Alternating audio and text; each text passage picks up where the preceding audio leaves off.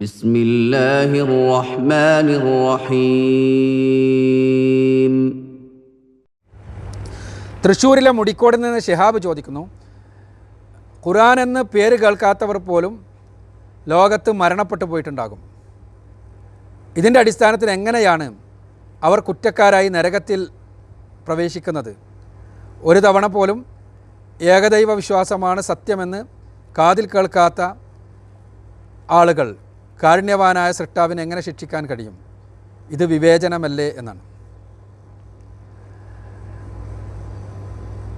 പരിശുദ്ധ ഖുർആനിൽ വളരെ കൃത്യമായി പഠിപ്പിക്കുന്ന ചില യാഥാർത്ഥ്യങ്ങൾ അത് മനസ്സിലാക്കി കഴിഞ്ഞാൽ ഈ ചോദ്യത്തിനുള്ള ഉത്തരമാകും. ഇസ്ലാമാണ് സത്യസന്ദേശമെന്ന് ഖുർആൻ ആവർത്തിച്ച് പറയുന്നു. ഇസ്ലാം മാത്രമാണ് പടച്ചവനിലേക്കുള്ള അവൻ്റെ സ്വർഗലോകം ലഭിക്കുവാനുള്ള ഒരേ ഒരു മാർഗമെന്നും പഠിപ്പിക്കുന്നു.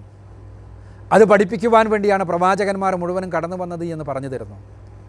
അതോടൊപ്പം തന്നെ ജന്മത്തിൻ്റെ അടിസ്ഥാനത്തിലല്ല, കർമ്മത്തിൻ്റെയും വിശ്വാസത്തിൻ്റെയും അടിസ്ഥാനത്തിലാണ് ഒരാളുടെ രക്ഷ നിർണ്ണയിക്കുന്നത് എന്ന് വ്യക്തമായി പഠിപ്പിക്കുകയും ചെയ്യുന്നു. എന്നാൽ ഒരാളോടും പരിശുദ്ധ ഖുർആൻ പറയുന്നു, അള്ളാഹു ഒരു തരിമ്പ് പോലും അനീതി കാണിക്കുകയില്ല. ഈ കാര്യങ്ങളുടെ അടിസ്ഥാനത്തിലാണ് ഈ ചോദ്യത്തിന് ഉത്തരം കണ്ടെത്താൻ ശ്രമിക്കേണ്ടത്. ഒന്നാമതായി, എല്ലാ മനുഷ്യരുടെയും ഉത്തരവാദിത്തമാണ് രക്ഷയുടെ മാർഗം എന്താണെന്ന് അന്വേഷിക്കേണ്ടത്. അവരുടെ മുന്നിൽ ഖുർആൻ തുറന്നു കിടക്കുന്നു, പ്രവാചകൻ്റെ ജീവിതം തുറന്നു കിടക്കുന്നു. അത് ആത്മാർത്ഥമായി അന്വേഷിക്കാൻ തയ്യാറായാൽ സത്യം എന്താണ് എന്ന് അവർക്ക് മനസ്സിലാക്കാൻ കഴിയും.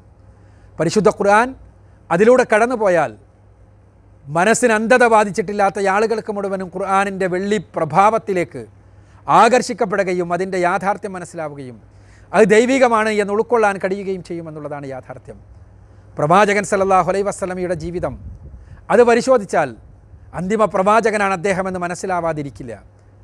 ഇങ്ങനെ ലോകത്ത് ചർച്ച ചെയ്യപ്പെട്ടുകൊണ്ടിരിക്കുന്ന രണ്ട് കാര്യങ്ങളുണ്ടായിട്ട് അതിനെക്കുറിച്ച് മനസ്സിലാക്കാതെ, പഠിക്കാതെ, സ്വന്തം മനസ്സിൻ്റെ വിളി കേൾക്കാതെ ജീവിക്കുന്ന ആളുകൾ സത്യത്തിൽ അവർ സ്വന്തത്തോട് തന്നെ അനീതി ചെയ്യുകയാണ്. സ്വന്തം മനസ്സിൻ്റെ വിളി എന്ന് പറഞ്ഞത് യഥാർത്ഥത്തിൽ മനുഷ്യർ അവർ ആത്മീയ ലോകത്ത് വെച്ച് പടച്ചവൻ്റെ അസ്തിത്വം അംഗീകരിക്കുകയും അവൻ മാത്രമാണ് ആരാധ്യൻ എന്നുള്ള സത്യം അംഗീകരിക്കുകയും ചെയ്തിട്ടുണ്ട് എന്ന് പരിശുദ്ധ ഖുർആൻ വ്യക്തമാക്കുന്നുണ്ട്. അതുകൊണ്ട് തന്നെ നമ്മുടെ എല്ലാവരുടെയും ഹൃദയം സൃഷ്ടാവ് മാത്രമാണ് ആരാധ്യൻ എന്നുള്ള സത്യം നമ്മളോട് വിളിച്ചു പറഞ്ഞുകൊണ്ടിരിക്കുന്നുണ്ട്. കാപട്യമില്ലെങ്കിൽ നമ്മുടെ എല്ലാവരുടെയും ഹൃദയത്തിനകം അത് വിളിച്ചു പറഞ്ഞുകൊണ്ടിരിക്കുന്നുണ്ട്. ആ വിളി നമ്മൾ കേൾക്കാൻ തയ്യാറാകുമെങ്കിൽ പ്രവാചകന്മാർ പരിശുദ്ധ ഖുർആൻ പഠിപ്പിച്ചത് അത് നമ്മളുടെ കാതുകളിൽ എത്തുമെന്നുള്ളത് സത്യമാണ്. അന്വേഷിക്കുന്നവർ സത്യം കണ്ടെത്താതിരിക്കില്ല. അതുകൊണ്ട് തന്നെ ഓരോരുത്തരുടെയും ഉത്തരവാദിത്തമാണ് സത്യാന്വേഷണം. ആ സത്യം അന്വേഷിച്ച് കണ്ടെത്തിയ ആളുകൾക്ക് തീർച്ചയായും രക്ഷയുണ്ട്, ഇല്ലാത്തവർക്ക് ശിക്ഷയുമുണ്ട്. എന്നാൽ ഈ കണ്ടെത്തിയ ആളുകളുടെ ഉത്തരവാദിത്തമാണ് കണ്ടെത്താത്ത ആളുകൾക്ക് ഇത് എത്തിച്ചു കൊടുക്കുക എന്നുള്ളത്. ആ ഉത്തരവാദിത്തം നിർവഹിക്കാതിരുന്നാൽ അള്ളാഹുവിൻ്റെ കോടതിയിൽ ചോദ്യം ചെയ്യപ്പെടും. പരിശുദ്ധ ഖുർആനും പ്രവാചകൻ സല്ലല്ലാഹു അലൈഹി വസല്ലമയുടെ വചനങ്ങളും പഠിപ്പിക്കുന്ന യാഥാർത്ഥ്യമാണത്. അപ്പോൾ അതുകൊണ്ട് തന്നെ എത്താത്തവർക്ക് എത്തിക്കുക എന്ന ഉത്തരവാദിത്തം നിർവഹിക്കേണ്ടവരാണ് നമ്മളെല്ലാവരും. ആ ഉത്തരവാദിത്ത നിർവഹണത്തിന് വേണ്ടിയാണ് യഥാർത്ഥത്തിൽ ഖുർആനെതിരെയുള്ള വിമർശനങ്ങൾക്ക് മറുപടി നൽകുന്നതിന് വേണ്ടി കഴിഞ്ഞ കുറേ ദിവസക്കാലമായി അജയ്യമാണ് ഖുർആൻ എന്ന തലക്കെട്ടിലുള്ള ഈ സീരീസ് നടന്നു വരുന്നത്. ഈ സീരീസ് ഇന്നത്തോടുകൂടി അവസാനിക്കുകയാണ്. സഹോദരങ്ങളെ, ഈ സന്ദേശം മറ്റുള്ളവർക്ക് എത്തിക്കുക എന്ന ഉത്തരവാദിത്തമാണ് നമ്മൾ നിർവഹിക്കുന്നത്. വിമർശനങ്ങളുണ്ടാകും, തെറ്റിദ്ധരിപ്പിക്കലുകളുണ്ടാകും. പക്ഷേ ഒരു കാര്യം അറിയുക, പരിശുദ്ധ ഖുർആൻ്റെ വെള്ളി പ്രഭാവത്തിന് മുന്നിൽ, ശക്തമായ വെളിച്ചത്തിന് മുന്നിൽ തീർച്ചയായും ഈ വിമർശനങ്ങൾ മുഴുവനും കരിഞ്ഞു പോകുമെന്നുള്ളതാണ് സത്യം. കഴിഞ്ഞ 190-ലധികം ദിവസങ്ങളായി നമ്മൾ പഠിച്ച, മനസ്സിലാക്കിയ, അറിഞ്ഞ യാഥാർത്ഥ്യങ്ങൾ അതാണ് നമുക്ക് മുന്നിൽ തുറന്നു തന്നിട്ടുള്ളത്. ഖുർആനിൻ്റെ വെളിച്ചത്തിന് മുന്നിൽ, ഖുർആനിൻ്റെ പ്രഭാവത്തിന് മുന്നിൽ വിമർശനങ്ങൾ കരിഞ്ഞു പോകുന്നു എന്നുള്ള സത്യം. അതുകൊണ്ട് ഖുർആൻ പഠിക്കാൻ നമുക്കെല്ലാവർക്കും ഉത്തരവാദിത്തമുണ്ട്.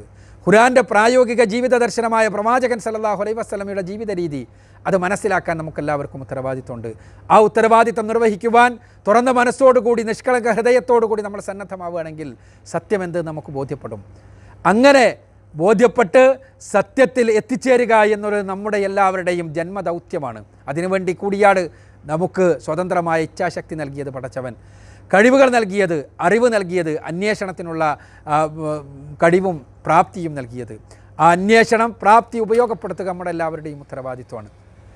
ഇനി ഒരു കാരണവശാലും ഈ സന്ദേശം എത്താത്ത ആളുകളുണ്ടെങ്കിൽ, ഈ സന്ദേശം എത്താൻ ഒരു കാരണവശാലും സാധ്യതയുണ്ടായിട്ടുള്ള ആളുകളുണ്ടെങ്കിൽ പരിശുദ്ധ ഖുർആൻ പറയുന്നത് ഞാൻ നേരത്തെ പറഞ്ഞല്ലോ, വലാ യുളമൂന നഖീറ, ഒരാളോടും ഒരു തരിമ്പ് പോലും അനീതി അള്ളാഹു ചെയ്യില്ല. നമുക്ക് പരലോകത്ത് വെച്ച് ഉയർത്തെഴുന്നേൽപ്പിക്കപ്പെടുമ്പോൾ മനസ്സിലാകും അവർക്ക് എത്താഞ്ഞിട്ടാണോ എത്തിയിട്ടും ഉൾക്കൊള്ളാഞ്ഞിട്ടാണോ എന്ന്. പക്ഷേ നമ്മൾ അറിയേണ്ടത് അള്ളാഹു ഒരു തരിമ്പ് പോലും അനീതി ചെയ്യില്ല. റസൂലുള്ളാഹി സ്വല്ലല്ലാഹു അലൈഹി വസല്ലമയിൽ നിന്ന് സ്വഹീഹായി നിവേദനം ചെയ്യപ്പെട്ടൊരു ഹദീസിൽ, അഥവാ ഒരു സന്ദേശവും ഒരു കാരണവശാലും ലഭിക്കാത്ത ആളുകൾ അവർ പുനരുദ്ധാന നാളിൽ അവർ നരകത്തിലേക്ക് വേണ്ടി വിധിക്കപ്പെടുമോ? ഇല്ല എന്നാണ് പ്രവാചകൻ പഠിപ്പിച്ചത്. അവിടെ നിന്ന് അവർക്കൊരു പരീക്ഷണം നൽകും. അവരുടെ അടിസ്ഥാന വ്യക്തിത്വം എന്താണ് എന്നതിനനുസരിച്ച് അവർ ആ പരീക്ഷണത്തിൽ അവർ വിജയിക്കുകയോ പരാജയപ്പെടുകയോ ചെയ്യും. അവർ വിജയിച്ചാൽ അവർക്ക് അള്ളാഹുവിൻ്റെ രക്ഷയുണ്ടാകും, പരാജയപ്പെട്ടാൽ അവർക്ക് ശിക്ഷയുണ്ടാകും. അവിടെ പോലും അള്ളാഹു ഒരു തരിമ്പ് പോലും അനീതി ചെയ്യില്ല എന്നാണ് പറഞ്ഞിട്ടുള്ളത്. അതുകൊണ്ട് തന്നെ മറ്റുള്ളവരുടെ രക്ഷയെക്കുറിച്ച് ആലോചിച്ച് വേവലാതിപ്പെടുന്നതിന് പകരം ഒരിക്കലും കിട്ടാത്ത ആളുകളുടെ, ഒരിക്കലും ലഭിക്കാത്ത ആദിവാസികളുടെ, അങ്ങനെയെല്ലാമാണ് ആളുകൾ ചോദിക്കാറുള്ളത്. ഖുർആൻ്റെ സന്ദേശം തീരെ എത്തിയിട്ടില്ലാത്ത കാട്ടിലെ ആദിവാസികളുടെ അവസ്ഥ എന്താണ്? ആദിവാസികളുടെ അവസ്ഥയെക്കുറിച്ച് ആലോചിച്ച് പേടിക്കുന്നതിന് പകരം അവർക്ക് എത്തിക്കുക എന്ന ഉത്തരവാദിത്തം നൽകിയ, ആ ഉത്തരവാദിത്തം നൽകിക്കൊണ്ട് ഭൂമിയിലേക്ക് നിയോഗിക്കപ്പെട്ട നമ്മുടെ ഉത്തരവാദിത്തത്തെക്കുറിച്ച് നമ്മൾ ആലോചിക്കുക, ആ ഉത്തരവാദിത്തം നിർവഹിക്കാൻ സന്നദ്ധമാവുക. എന്നിട്ട് അവരോട് അല്ലാഹു സുബ്ഹാനഹു വ തആല ഒരു തരിമ്പ് പോലും അനീതി കാണിക്കില്ല എന്ന ഖുർആൻ്റെ സന്ദേശം മനസ്സിലാക്കുക. അവരെ ഉയർത്തെഴുന്നേൽപ്പിൻ്റെ ശേഷം പോലും അവർക്ക് കൂടി, അങ്ങനെ എത്താത്ത ആളുകളുണ്ടെങ്കിൽ അവർക്ക് കൂടി കൃത്യമായ പരീക്ഷണമുണ്ടെന്നും അവിടെയും അള്ളാഹു ഒരു തരിമ്പ് പോലും അനീതി ചെയ്യാതെ ആ പരീക്ഷണത്തിൽ വിജയിച്ചവർക്ക് രക്ഷയും വിജയിക്കാത്തവർക്ക് ശിക്ഷയുമാണ് നൽകുക എന്നുമുള്ള സത്യം നമ്മൾ മനസ്സിലാക്കുക. ഒപ്പം നമ്മുടെ ഉത്തരവാദിത്തം നിർവഹിക്കുവാൻ മറക്കാതിരിക്കുക. ഈ ഖുർആൻ്റെ സന്ദേശം, പ്രവാചക വചനങ്ങളുടെ സന്ദേശം പരമാവധി ആളുകൾക്ക് എത്തിച്ചു കൊടുക്കുക. ഈ സന്ദേശ പ്രചരണത്തിന് വേണ്ടി ഉള്ള ഈ ഒരു സീരീസ് അവസാനിക്കുമ്പോൾ പ്രാർത്ഥിക്കുക, അള്ളാഹു അനുഗ്രഹിക്കട്ടെ. ഈ ആദർശം മറ്റുള്ളവർക്ക് ഖുർആൻ്റെ വെള്ളി വെളിച്ചം തെറ്റിദ്ധരിച്ചുകൊണ്ട് വിമർശിക്കുന്ന ആളുകൾക്ക് പോലും എത്തിച്ചു കൊടുക്കുകയും അവരുടെ ഹൃദയങ്ങൾക്കകത്തെ ഇരുട്ടുകൾ നീങ്ങുകയും അവർ വെളിച്ചത്തിലെത്തുകയും ചെയ്യണമേ എന്ന് ആഗ്രഹിക്കുക, പ്രാർത്ഥിക്കുക. അള്ളാഹു അനുഗ്രഹിക്കട്ടെ. വാഖിർ ദവാന അൽഹംദുലില്ലാഹി റബ്ബിൽ ആലമീൻ. അസ്സലാമു അലൈക്കും.